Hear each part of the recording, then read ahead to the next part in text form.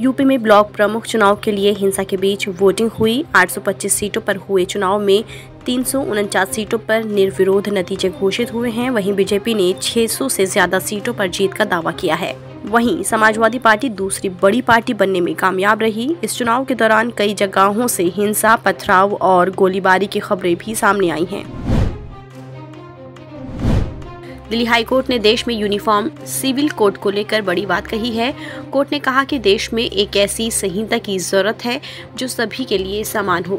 इसके साथ ही हाईकोर्ट ने केंद्र सरकार से इस मामले में जरूरी कदम उठाने को कहा है। तमिलनाडु की डीएमके सरकार ने राज्य में कोविड-19 के चलते जारी लॉकडाउन को बढ़ाकर 19 जुलाई तक कर दिया है। हालांकि राज्य सरकार ने छूटों को बढ़ा दिया है। ये छूटें सोमवार सुबह 6 बजे से अमल में आएंगी। रात में दुकानें 8 बजे के बजाय अब 9 बजे बंद होंगी।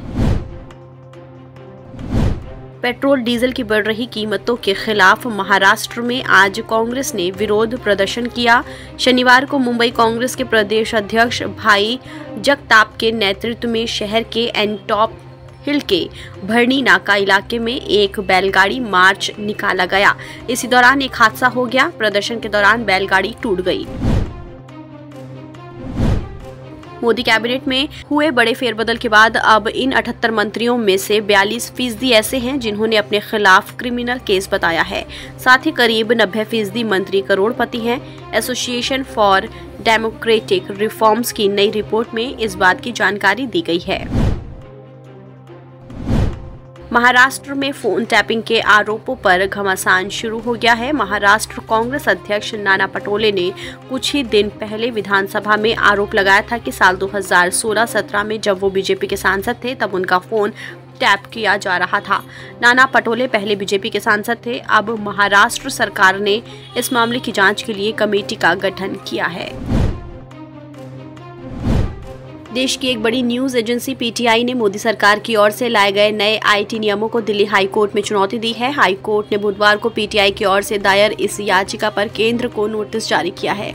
इस याचिका में पीटीआई ने आरोप लगाया कि नए आईटी नियम निगरानी और भय के युग की शुरुआत करता है, जिसकी वजह से सेल्फ सेंसरशिप होगी। देश में कोरोना के डेल्टा प्लस वेरिएंट के मामलों में एक बार फिर बढ़ोतरी देखने को मिल रही है। दक्षिण भारत के राज्यों के बाद अब नॉर्थ ईस्ट में भी डेल्टा प्लस वेरिएंट के केस मिलने लगे हैं। त्रिपुरा में टेस्टिंग के लिए भेजे गए 151 सैंपल में से 90 के अंदर डेल्टा प्लस वेरिएंट पाया गया है। केंद्र सरकार के 3 कृषि कानूनों के खिलाफ किसानों के आंदोलन का नेतृत्व कर रहे राकेश टिकैत ने 22 जुलाई से संसद के मॉनसून सत्र के दौरान धरने का ऐलान किया है। उन्होंने कहा कि भारत सरकार बातचीत करना चाहती है तो हम तैयार हैं। 22 तारीख से हमारा दिल्ली जाने का कार्यक्रम रहेगा। 22 जुलाई से हमारे 200 लोग संसद के पास धरना देने जाएंगे। महंगाई की मार झेल रही देश की जनता पर महंगाई का एक और थपेड़ा लगा है। पेट्रोल डीजल के बढ़ते दामों के बीच अब दूध भी उफान मारने लगा है।